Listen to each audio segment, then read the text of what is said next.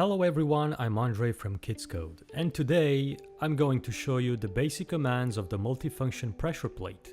It's pretty much like the utility block, but way more dynamic. So let's take a closer look at it. First thing first, open your inventory by pressing the I key, then go to the search tab and type in press, pressure or plate, and pick up the pressure plate. There are two other pressure plates over here, but their purpose is simply to open a door once you walk over them.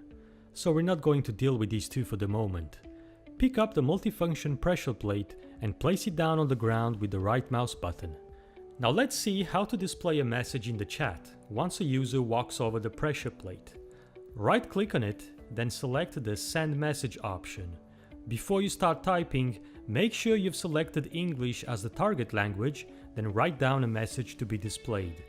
This message will appear in the upper right corner of the screen for anyone who's going to step on the pressure plate, no matter how many times they will do it. It's useful if you want players to be prompted with an extra indication. For instance, if someone reaches the next level, you can tell them, "Congratulations, you've reached level 2. But let's say you want to send a clear message to everyone and you want to make sure they will read it before carrying on with their work. Open the pressure plate and select the Show Tip option. Type in your message. You can make it as long as you want, or you can copy paste it from the internet, for example. Then press OK to save your changes and walk over the plate to see the result. As you can see, the game pauses for as long as the interface will remain open. If you think the font size is too small, press the Escape button and move the GUI scaling slider left and right to decrease or increase the size of both the interface and the texts. Now let's see how the Clear Inventory option works. I'm going to pick up a lot of different blocks, just like this. Then I open the pressure plate and select the Clear Inventory option. It's very basic. Once you set this up, anyone who is going to walk over the pressure plate will have their inventory emptied.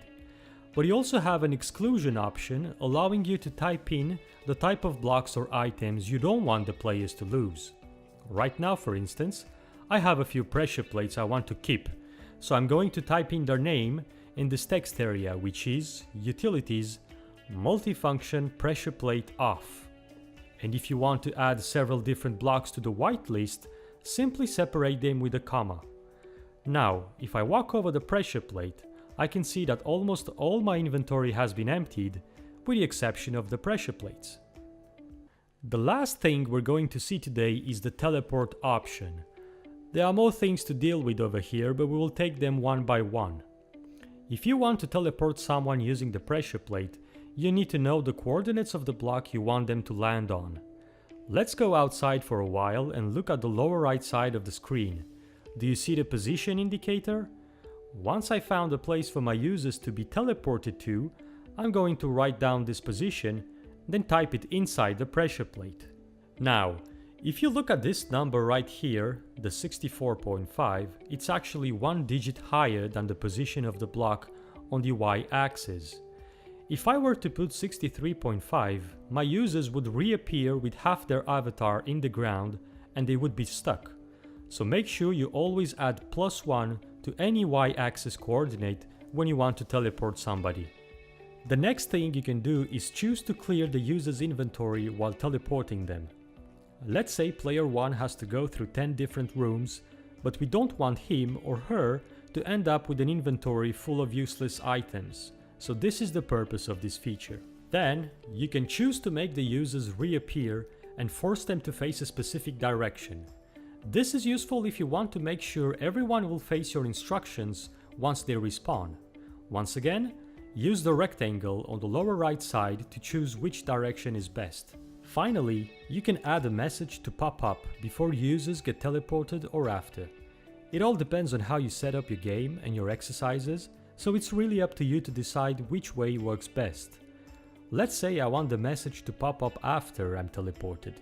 Now, if I walk on the pressure plate, I get teleported, and here's the message that I just typed. Well, this is it. That's all you need to know to start using the pressure plate and its main features. Make sure you subscribe to our channel and register to kidscode.com. We would love to see your creations, and our community of teachers and students is always looking for new content to try out. Stay creative, and see you soon on kidscode.